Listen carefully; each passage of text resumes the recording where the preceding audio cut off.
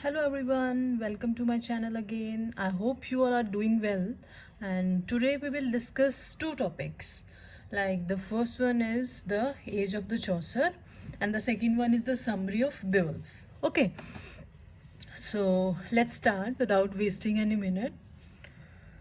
So there are like two great moments during the 14th century. We can say that there are two great moments. Okay, so we can remember this age of Chaucer with the help of two great moments. The first one is the political and the second one is the social.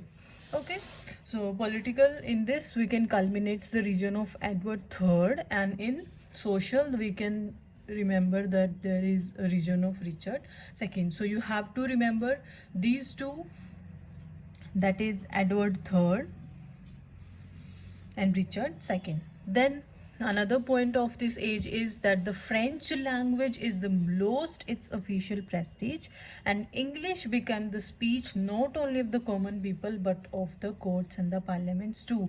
Just remember that French lost its authentication, its officiality, and the English became the official language for everyone, and English became the speech that is not only for the common people but also for the courts and the parliaments too. Okay, then further, the Middle English is divided into three parts, as our most important writer, poet of this age is the Chaucer. So we will divide this age according to Chaucer, that is before Chaucer, age of Chaucer, then after Chaucer. It can be divided into three parts. Middle English can be divided into three parts, that is before Chaucer, age of Chaucer, and the after Chaucer. I have mentioned here some important points. Just only cram these important points, nothing to do anything else instead of this. First significant literary age in English literature. Okay, this is the first significant age. सबसे पहली, the most one literary age is the age of the Chaucer. Then this age witnesses many social, political plus religious changes, as we have already seen that English became the official language and French lost its officiality. So there are some changes like social, political and religious changes, and there are strong dislikes for the church interference. People started disliking church interference. Then there is a strong nationalistic passion due to the 100-year war between England and the France. Just remember this point, friends, that the 100-year war is between England and the French. So automatically this 100-year wars falls in this age, that is the age of the Chaucer. Remember this. Then the Black Death plague occurs in this age that affected the third of the country's population. These are the two things which occur in this age. Number one, 100-year war. You have to remember this point also, 100-year war, and the Black Death. Black Death is a plague. Okay, so remember these 2 points, 100-year war and the Black Death. Then Black Death occurs in this age, and it also affects many people of the country population. It's he age saw emergence of the standard English language. We have already discussed it here. So age gives us emergence of English language. Then this age is also known for its scathing criticism of the established order and the religion. Those orders, those religions which were established earlier, those were criticized in this age, like the orders and the religion rules. Like we have already studied that the like here it is the point, Edward II, then Richard II, and then there is a point related to church here. Strong dislike for the church interference that directly relates to the religion. There's a theme of derision of the romance. Derision means the mockery of the romance. There is a major theme in this age also. Then there was a period of poverty, unrest and revolt. As you know that 100-year war and the Black Death is occurring in this age, so there will be poverty and there will be a unrest and revolution in this period. So English prose has its beginning in this age. Next, the formulation of allegory was refined in this period. There was formation of allegory. Earlier, all of you know that the allegory was formed, but there was a refinement of allegory in this period. And the major poets of this age are Chaucer, we will discuss him, John Gower, we will discuss, William Langland, and John Wycliffe. These are the major. Just mark a star on it. Spenser became the father of the poetic diction. You have to remember this point also. And Chaucerian poems can be divided into three stages, that is Italian, French, and the English. Then these are the 3 points, that is 100-year war from 1337 to 1453 between England and France. Remember this. Black Death 1350, that is a plague spread by the rats, and the development of medical sciences, and there is no superstition between the people at that time. Then at last there is a peasant revolt, that is between White and Taylor, John Boland revolt, because of the unfair treatment. They are not giving the fair treatment. Then we can divide the ages, like we have already studied these, that is early middle 400 AD, then Crusades 1150, then Black Plague 1350, then 100-year war 1337 to 1453, then the Tudors from 1485. That's it. Okay, then how will you remember the names of the Chaucer's work? This is the most important point, to remember the names of the works of the writers also. Okay, if you are leaving this topic, then you are making a blunder mistake. So I am giving you the trick to remember the names of the Chaucer's work. Like we will discuss all this. This is just an intro lecture of this age, so just remember all these. Number 1, that is Romance of the Rose, Book of Duchess, House of Fame, Chaucer and Cressy, The Legend of Good Woman, The Canterbury Tales, Parliament of Fowls and a Leaden Kite, A Tetsu of the Stable, A, B, C, The Complaint into Pity. बिल्कुल same, very much similar to the Shakespeare's works in chronology. We have prepared a sentence for those chronologies. Similarly, I have prepared a sentence for the Chaucer's work in chronology, but these are not in chronological order, but this sentence, whole sentence, contain only the names of the works of the Chaucer's. So just remember the names of his works and make them chronologically according to the date. But you have to only remember the like the names of the Chaucer's work. Like I made a complaint. Complaint is a work, that is number 1, Complaint unto Pity. To Troilus about. Troilus is also a work, that is Troilus and Cressida. About House of Fame. House of Fame is also a work, that is number 3. House of Fame. Who Need Rose? Rose is also a work like this, The Romance of the Rose. Then For a Good Woman. Good is also a work, number 10, The Legend of Good Woman. Duchess, Good Women, Duchess. Duchess number 5, that is also a work, The Book of Duchess. Then reads Canterbury Tales. Canterbury Tales is the most important work written by Chaucer, the Canterbury Tales. Then ABC number 7, ABC is a short poem. In Parliament's Treatise of. Parliament's Treatise is also a work, that is number 8. The Parliament of Fowls, of Annelida and Archive, that is number 9. Annelida and Archive is also a work. So remember these all names of the Chaucer's work. So let's come to the major part of this lecture, that is the summary of the Beowulf. First of all, I have mentioned the basic major important points of it, and this we can say that this is the summary of Beowulf. It deals with the events of early 6th century. We know all this. This may be composed from 700 to 750 AD. I have already told you. Okay, so let's start. It tells us the story of Scandinavian hero Beowulf. He is the hero of the epic who gains fame as a young man by vanquishing the monster Grendel. Remember this, he is the monster. Beowulf kills this monster, then his mother, Grendel's mother, and later an aging king. He kills a dragon. At last, this is the third one.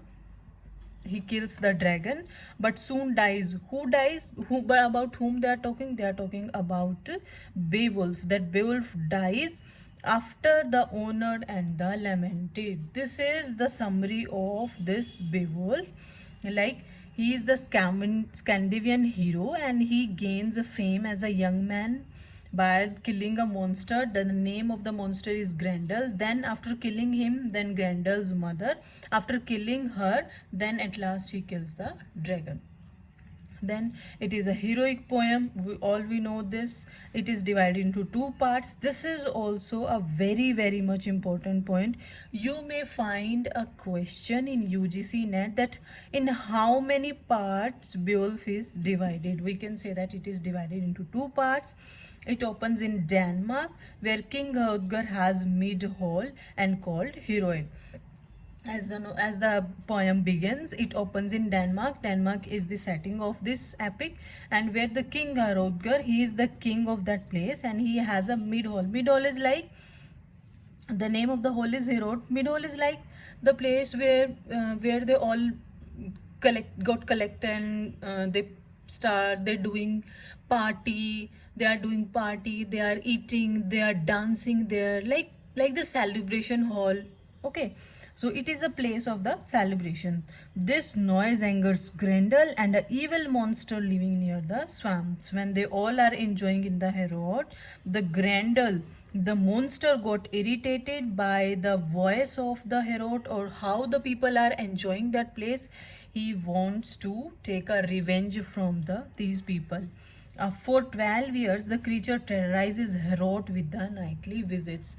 For 12 years, you have to remember this point. For how many years? For how many years? This is also a very important from net point of view, that for 12 years he haunted that place. This Grendel haunts that place for 12 years, and after learning of Dane's trouble, young Beowulf, prince of Geats, arrives with a small band of the retainers. Finally, the King Hrothgar, the king of that place, he calls Beowulf for the revenge. He wants a revenge from the monster Grendel. He wants to kill him by hook or crook, and he arrives with a small band of the retainers. Then Beowulf arrives, and then Hrothgar is astonished at a little known hero daring and welcomes him. Everyone welcomes him in there, and then Grendel comes from the woods, rips open the heavy doors, and devours one of the sleeping Geats. Beowulf grip one of the Grendel's hand forcefully and turn his arm from the shoulder. Finally, after 1 or 2 nights, or after a very much struggle, Beowulf kills Grendel. How he kills Grendel?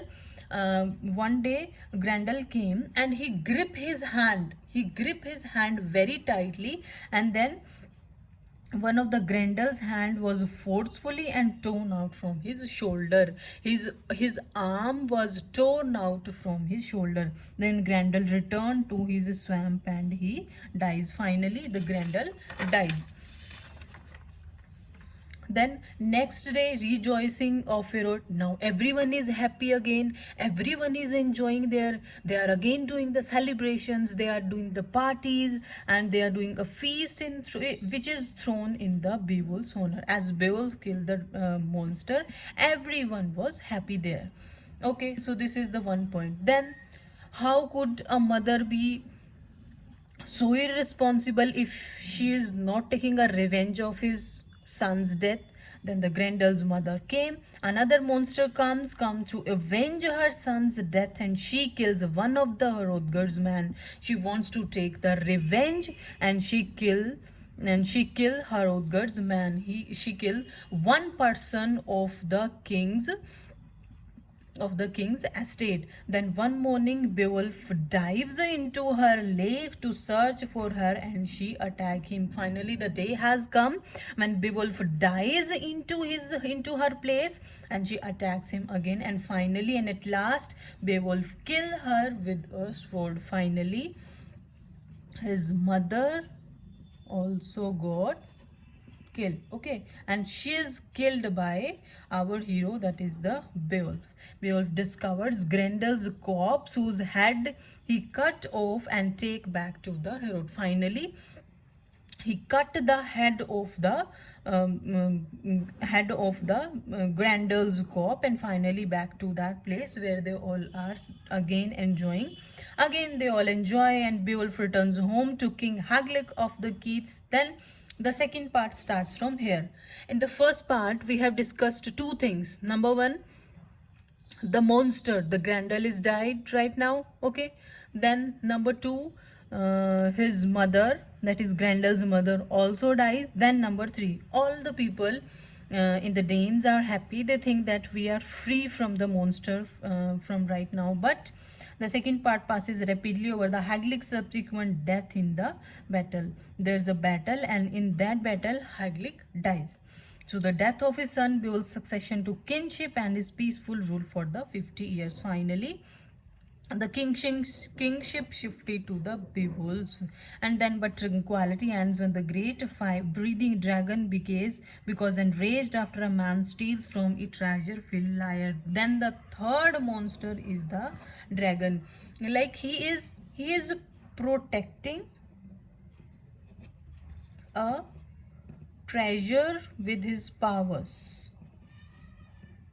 Like एक खजाना होता है ना, जैसे there is a treasure and a dragon is protecting it. Man steals treasure and filled lyre. Beowulf decides to engage it despite knowing that he will likely to die. When someone steals that treasure, then Beowulf decides to help him and decides to engage in it, and that he will likely to die. Beowulf know that he will die after all this.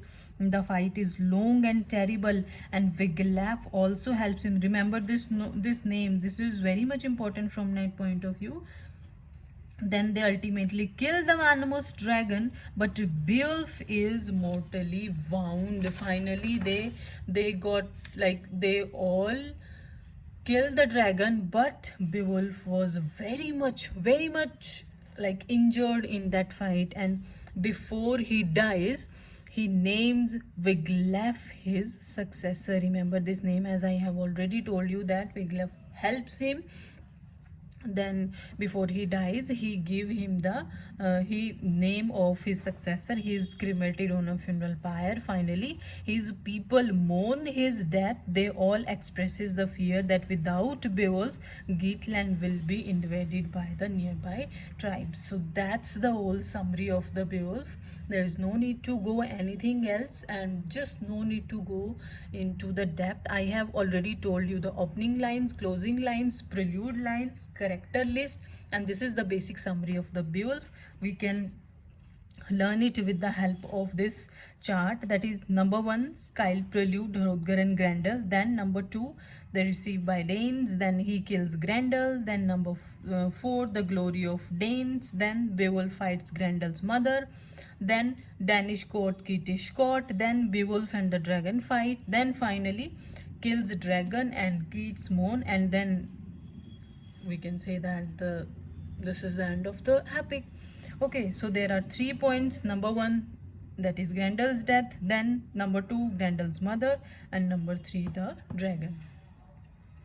I hope you are listening these YouTube lectures again and again, so that you can learn easily these things. Okay, so just try to prepare like notes with these points. Only mark the basic points. There is no need to writing like if you are you are listening the video, you are seeing this video and making the notes again and again. There is no need. There are videos available for you, and just go through them and make the notes of the important points only. Okay, I hope you will understand and just give your 100%.